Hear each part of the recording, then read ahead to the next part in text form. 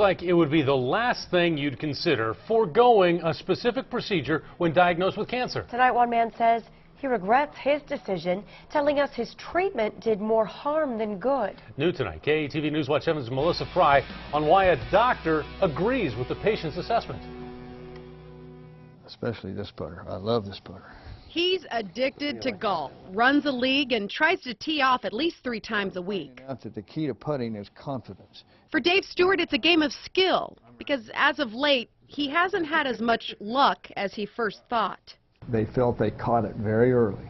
Prostate cancer, found 3 years ago during a routine PSA. Luckily, Stewart's Gleason score indicated that his cancer was not aggressive. It wasn't any pain. I wasn't having any problems or anything like that. So I didn't feel a big need that I had to do it real quick, but they wanted to do it because they caught it early and they could get rid of it easier. When hormone treatment failed to work, Stewart was given the option of surgery or radiation. He elected to have seed treatment radiation, which is just focused on his prostate. I thought I'd go through that seed treatment and get on with my life and the surgery. But curing his prostate would bring more problems. I started having severe diarrhea. To the point where I slept on the bathroom floor. Severe inflammation in his colon. There's no scientific proof that the radiation caused it, but Stewart and his new doctor believe that's the case. I have many men in my clinic that are cured that look back now and say, gosh, I wish I wouldn't have done that. Dr. Luke Norquist built his practice on the idea of getting second, third, and fourth opinions, turning to new treatments, clinical studies, and research, or less aggressive treatment for less aggressive cancers. What wasn't given to him was, could we just watch it?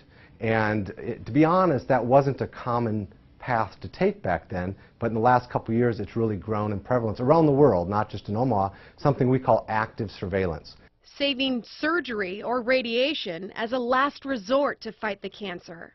About 70% of men should recover to their baseline, and about 30% will have some degree of difficulty that could be minimal, or in Dave's case could be more severe.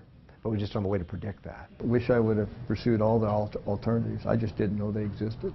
Stewart doesn't blame the doctor who suggested radiation, but doesn't want anyone else to have the regret he has. So he urges everyone to get other opinions. I'm probably never going to get my colon back, and so I'm going to be permanently on this ostomy bag. And I'm a very active person, because of that, I have to deal with this, but I'm not going to let it get me down. I've just found ways to deal with it. Melissa Fry, KETV, Newswatch 7. Now, in cases where a patient has a less aggressive cancer, Dr. Norquist says he still meets with them every couple months. As for Dave Stewart, he's hoping for better health, but until then, he just wants warmer weather to play golf.